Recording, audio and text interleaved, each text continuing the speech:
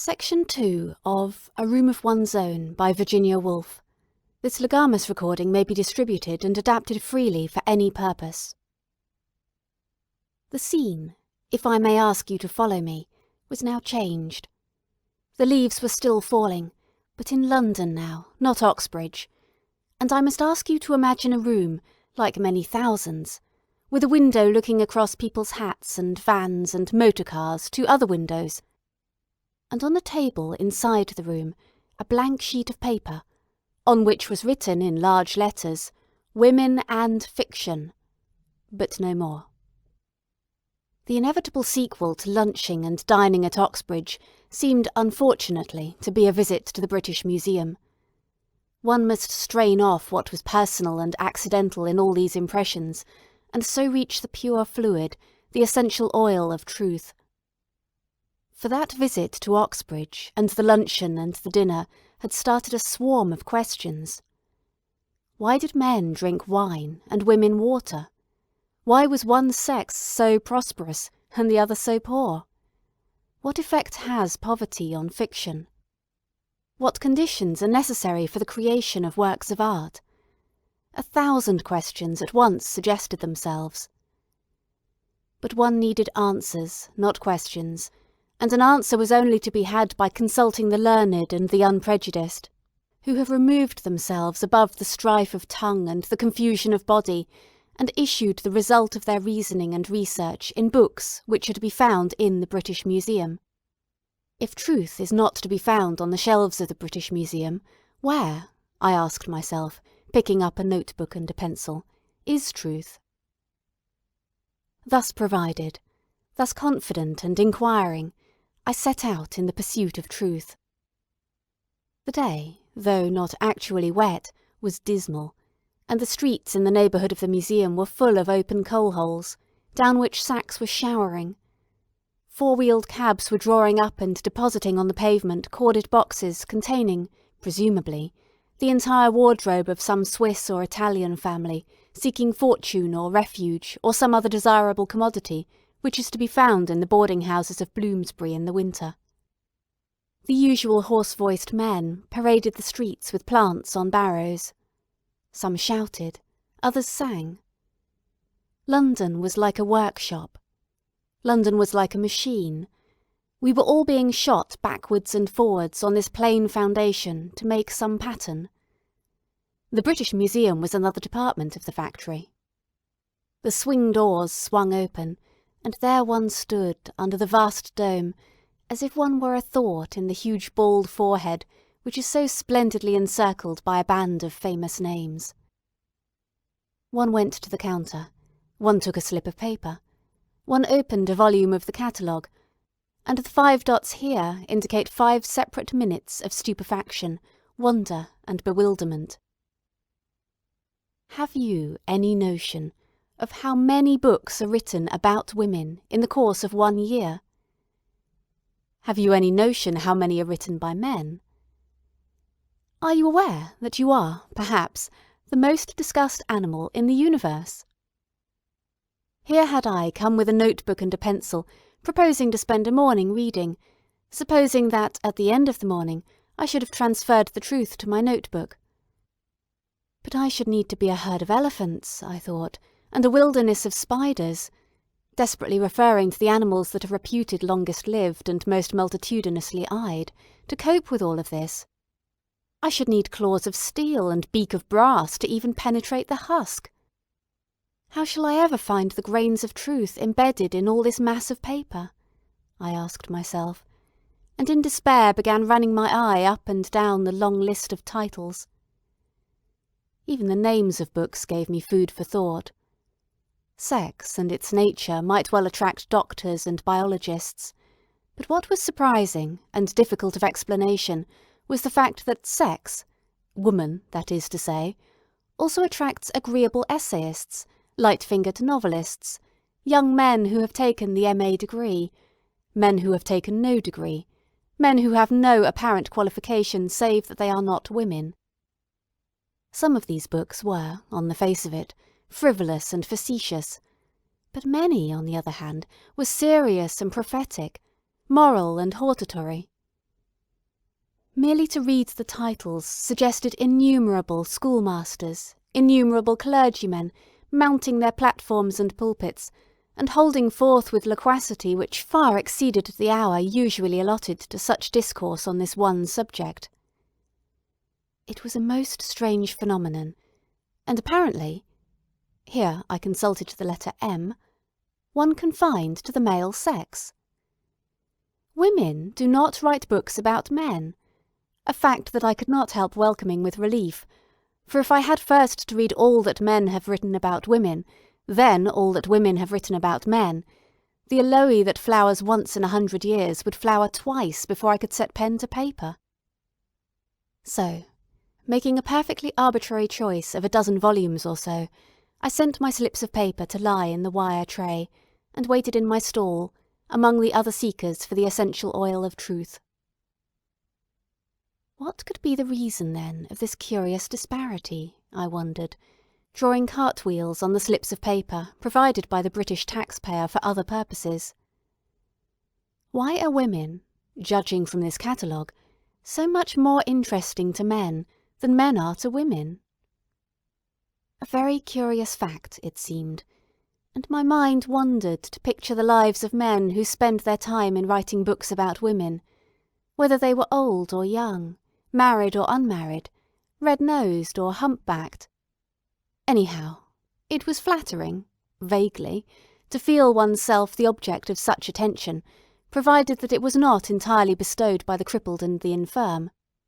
So I pondered, until all such frivolous thoughts were ended by an avalanche of books sliding down onto the desk in front of me. Now the trouble began. The student who has been trained in research at Oxbridge has no doubt some method of shepherding his question past all distractions till it runs into his answer as a sheep runs into its pen. The student by my side, for instance, who was copying assiduously from a scientific manual, was, I felt sure, extracting pure nuggets of the essential ore every 10 minutes or so. His little grunts of satisfaction indicated so much. But if, unfortunately, one has had no training in a university, the question, far from being shepherded to its pen, flies like a frightened flock hither and thither, helter-skelter, pursued by a whole pack of hounds. Professors, schoolmasters, sociologists, clergymen, novelists, essayists, journalists, men who had no qualification save that they were not women, chased my simple and single question, why are some women poor? Until it became 50 questions, until the 50 questions leapt frantically into mid-stream and were carried away. Every page in my notebook was scribbled over with notes. To show the state of mind I was in, I will read you a few of them, explaining that the page was headed, quite simply, Women and Poverty, in block letters. But what followed was something like this. Condition in Middle Ages of, habits in the Fiji Islands of, worshipped as goddesses by, weaker in moral sense than, idealism of, greater conscientiousness of, South Sea Islanders, age of puberty among, attractiveness of, offered as sacrifice to, small size of brain of, profounder subconsciousness of, less hair on the body of, mental, moral and physical inferiority of, love of children of, greater length of life of, weaker muscles of, strength of affections of, vanity of, higher education of, Shakespeare's opinion of, Lord Birkenhead's opinion of, Dean Ing's opinion of, La Bruyère's opinion of, Dr. Johnson's opinion of, Mr. Oscar Browning's opinion of. Here I drew breath, and added indeed in the margin, why does Samuel Butler say, wise men never say what they think of women? Wise men never say anything else, apparently. But, I continued, leaning back in my chair and looking at the vast dome, in which I was a single, but by now somewhat harassed, thought. What is so unfortunate is that wise men never think the same thing about women. Here is Pope. Most women have no character at all. And here is La Bruyère. Les femmes sont extrêmes. Elles sont meilleures ou pires que les hommes. A direct contradiction by keen observers who were contemporary. Are they capable of education or incapable? Napoleon thought them incapable. Dr. Johnson thought the opposite. Have they souls or have they not souls? Some savages say they have none. Others, on the contrary, maintain that women are half divine and worship them on that account. Some sages hold that they are shallower in the brain, others that they are deeper in the consciousness.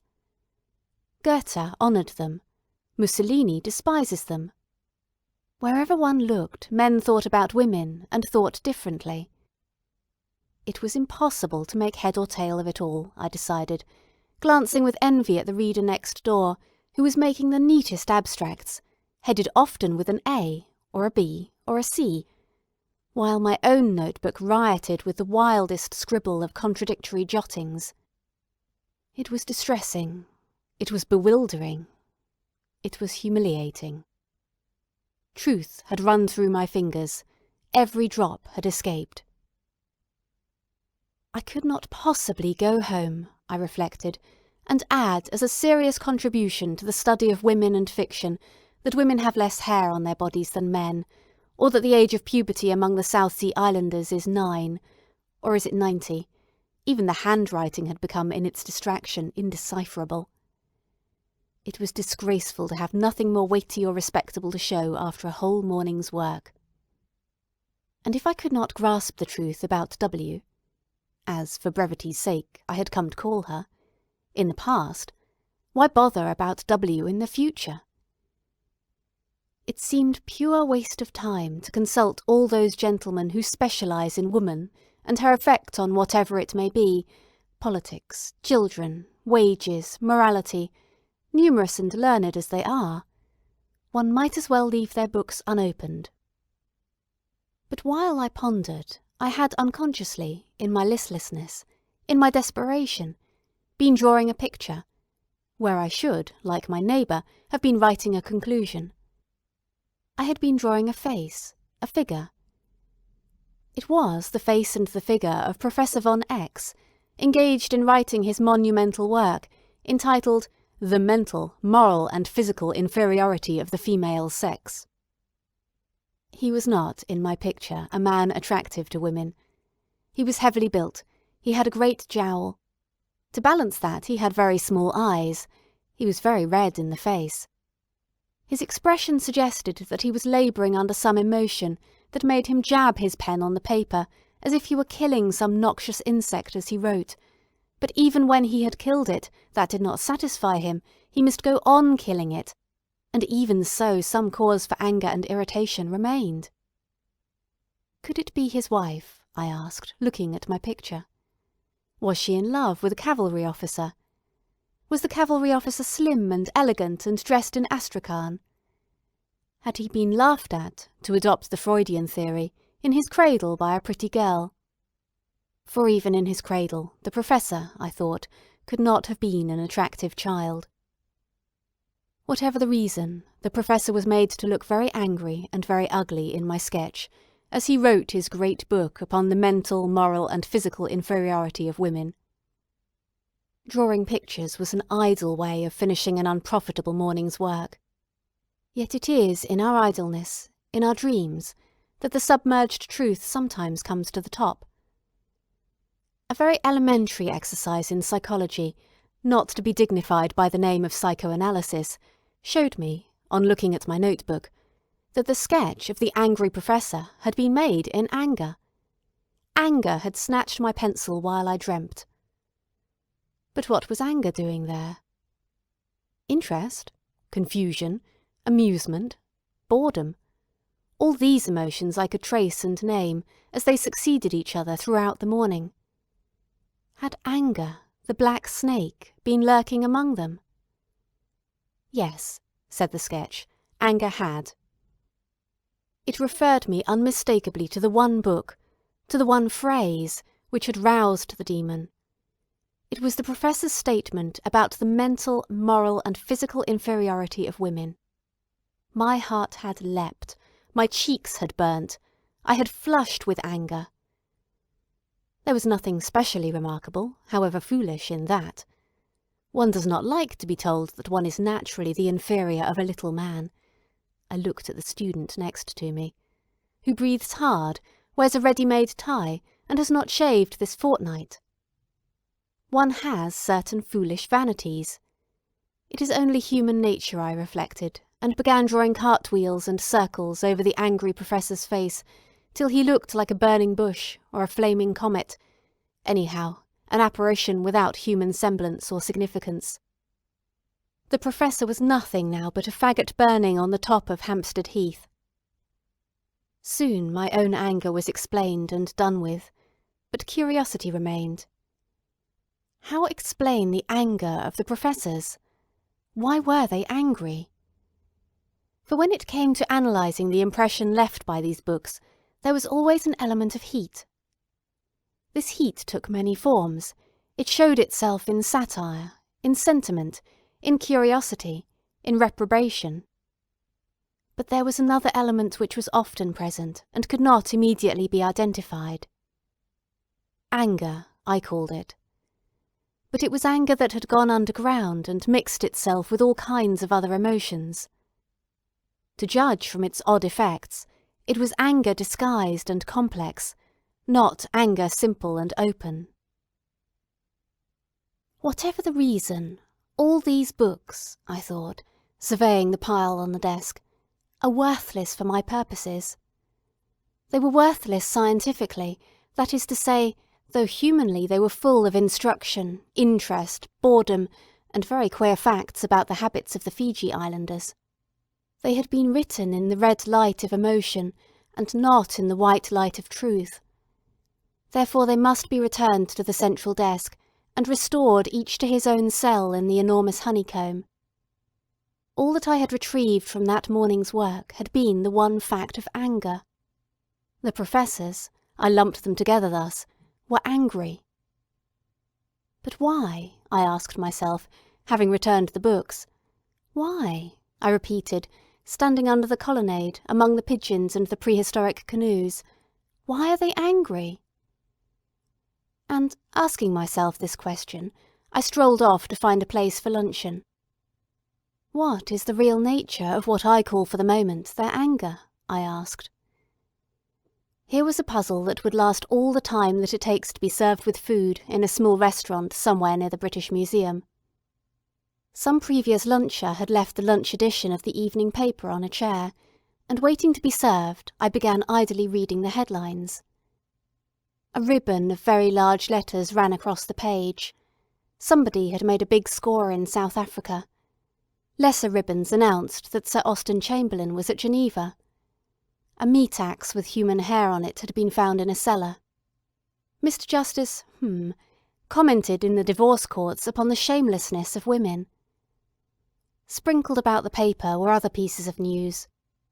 A film actress had been lowered from a peak in California and hung suspended in mid-air. The weather was going to be foggy.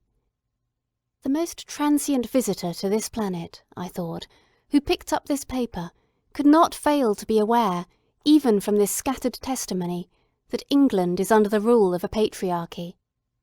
Nobody in their senses could fail to detect the dominance of the professor. His was the power and the money and the influence. He was the proprietor of the paper and its editor and sub-editor. He was the foreign secretary and the judge. He was the cricketer. He owned the racehorses and the yachts. He was the director of the company that pays 200% to its shareholders. He left millions to charities and colleges that were ruled by himself. He suspended the film actress in mid-air. He will decide if the hair on the meat axe is human.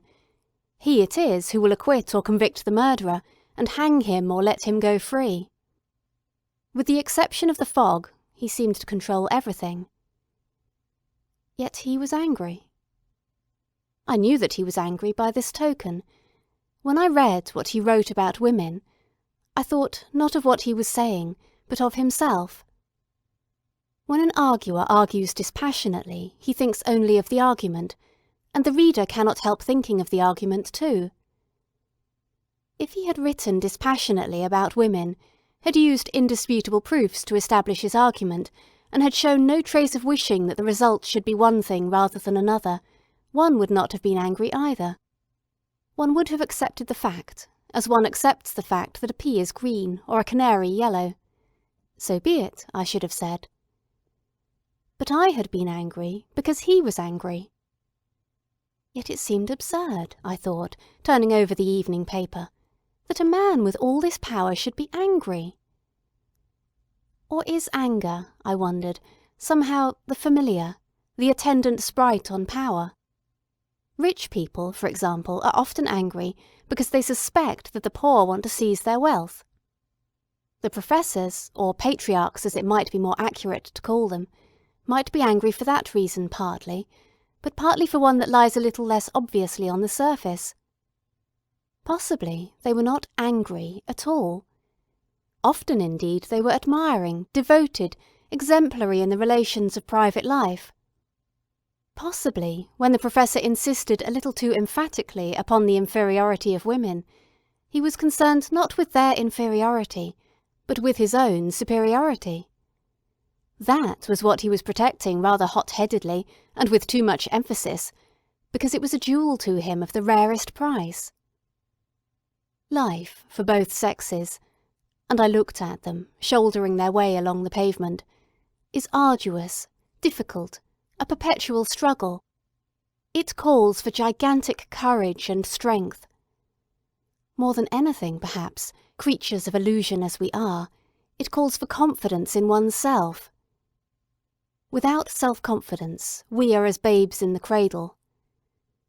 And how can we generate this imponderable quality, which is yet so invaluable, most quickly? By thinking that other people are inferior to oneself.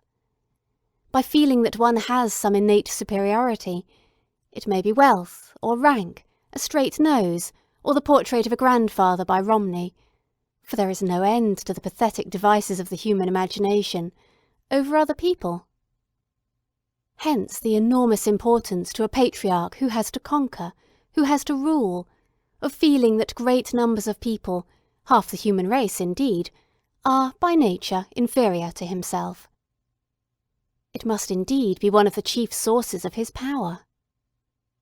But let me turn the light of this observation onto real life, I thought.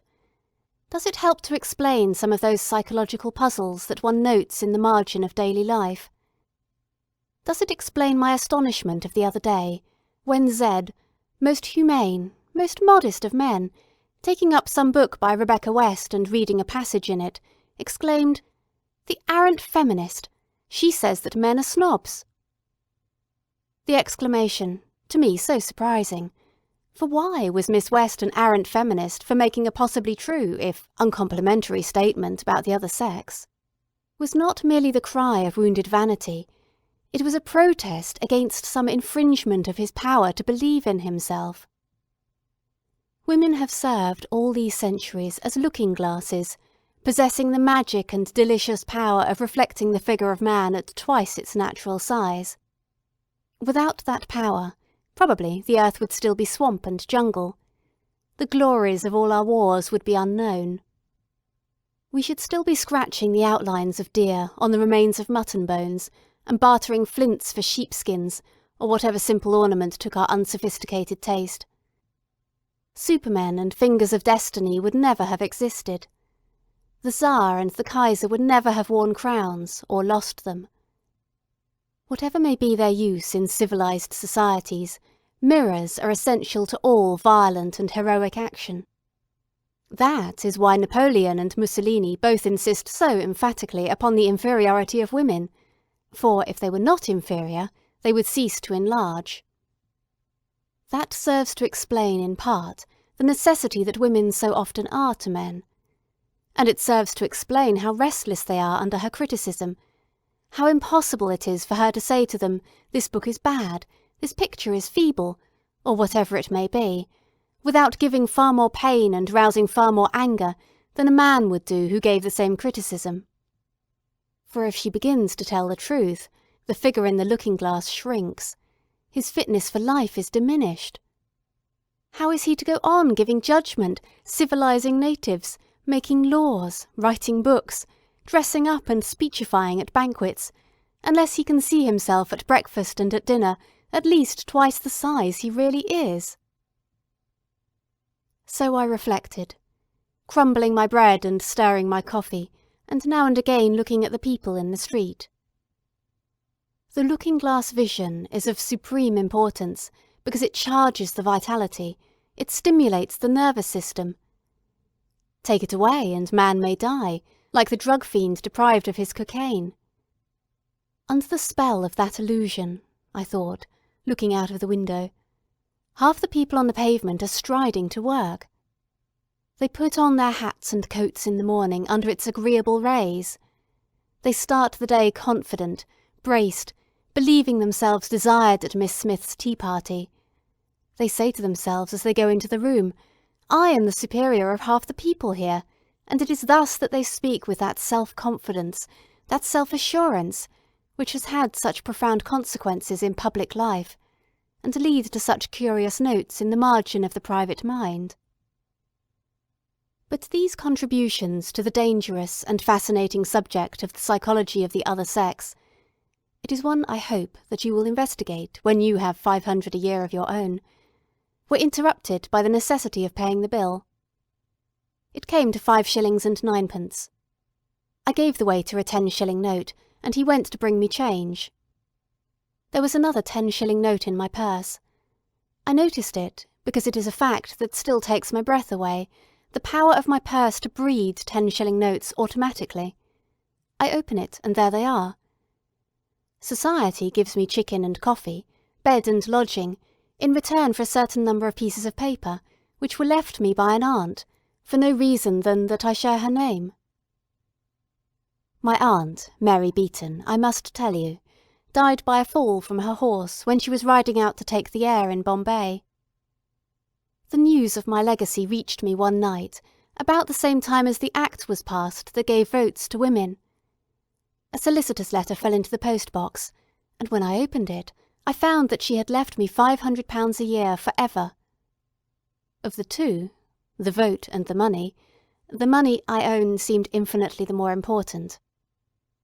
Before that, I had made my living by cadging odd jobs from newspapers, by reporting a donkey show here or a wedding there.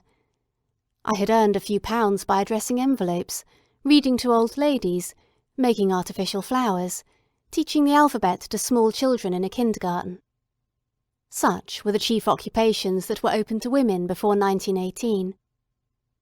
I need not, I am afraid, describe in any detail the hardness of the work, for you know perhaps women who have done it, nor the difficulty of living on the money when it was earned, for you may have tried. But what still remains with me, as a worse infliction than either, was the poison of fear and bitterness which those days bred in me.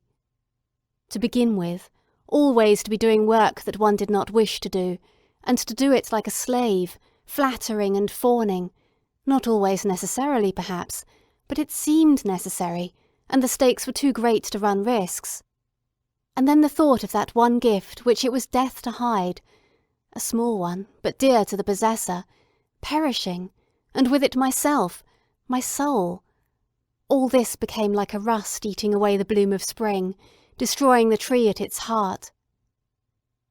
However, as I say, my aunt died, and whenever I change a 10-shilling note, a little of that rust and corrosion is rubbed off, fear and bitterness go. Indeed, I thought, slipping the silver into my purse, it is remarkable, remembering the bitterness of those days, what a change of temper a fixed income will bring about. No force in the world can take from me my £500. Food, house, and clothing are mine for ever. Therefore not merely do effort and labour cease, but also hatred and bitterness. I need not hate any man, he cannot hurt me. I need not flatter any man, he has nothing to give me. So, imperceptibly, I found myself adopting a new attitude towards the other half of the human race. It was absurd to blame any class or any sex as a whole. Great bodies of people are never responsible for what they do. They are driven by instincts which are not within their control. They too, the patriarchs, the professors, had endless difficulties, terrible drawbacks to contend with. Their education had been in some ways as faulty as my own. It had bred in them defects as great. True, they had money and power, but only at the cost of harbouring in their breasts an eagle, a vulture, forever tearing the liver out and plucking at the lungs, the instinct for possession, the rage for acquisition which drives them to desire other people's fields and goods perpetually. To make frontiers and flags, battleships and poison gas, to offer up their own lives and their children's lives. Walk through the Admiralty Arch, I had reached that monument, or any other avenue given up to trophies and cannon, and reflect upon the kind of glory celebrated there. Or watch in the spring sunshine the stockbroker and the great barrister going indoors to make money, and more money, and more money, when it is a fact that £500 a year will keep one alive in the sunshine. These are unpleasant instincts to harbour, I reflected.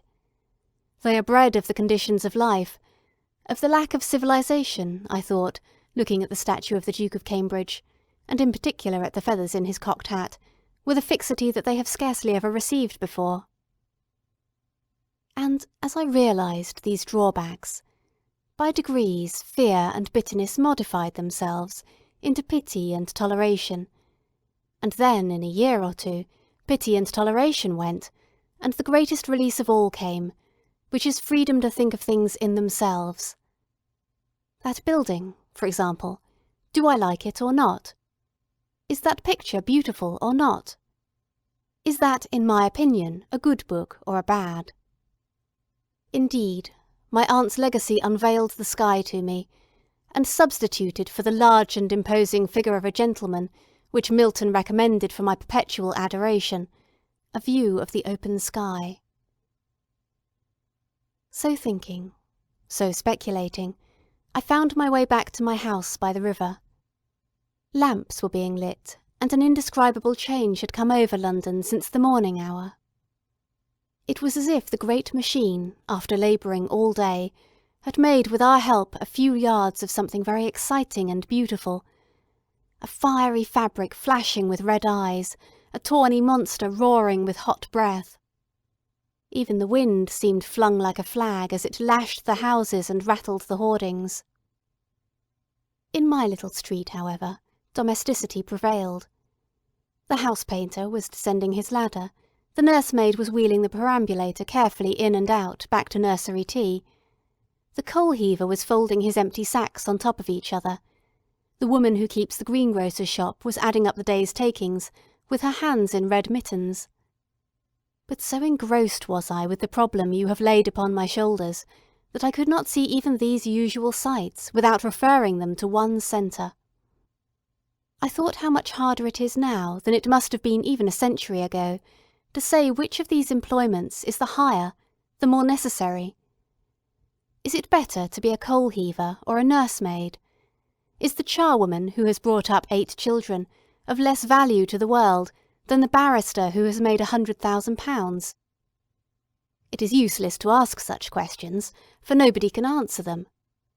Not only do the comparative values of charwomen and lawyers rise and fall from decade to decade, but we have no rods with which to measure them, even as they are at the moment. I had been foolish to ask my professor to furnish me with indisputable proofs of this or that in his argument about women. Even if one could state the value of any one gift at the moment, those values will change. In a century's time, very possibly they will have changed completely. Moreover, in 100 years, I thought, reaching my own doorstep, women will have ceased to be the protected sex. Logically, they will take part in all the activities and exertions that were once denied them. The nursemaid will heave coal, the shopwoman will drive an engine. All assumptions founded on the facts observed when women were the protected sex will have disappeared. As, for example, here a squad of soldiers marched down the street, that women and clergymen and gardeners live longer than other people. Remove that protection, expose them to the same exertions and activities, make them soldiers and sailors and engine drivers and dock labourers, and will not women die off so much younger, so much quicker than men, that one will say, "I saw a woman today," as one used to say, "I saw an aeroplane"? Anything may happen when womanhood has ceased to be a protected occupation, I thought, opening the door. But what bearing has all this upon the subject of my paper, Women and Fiction? I asked, going indoors. End of section 2.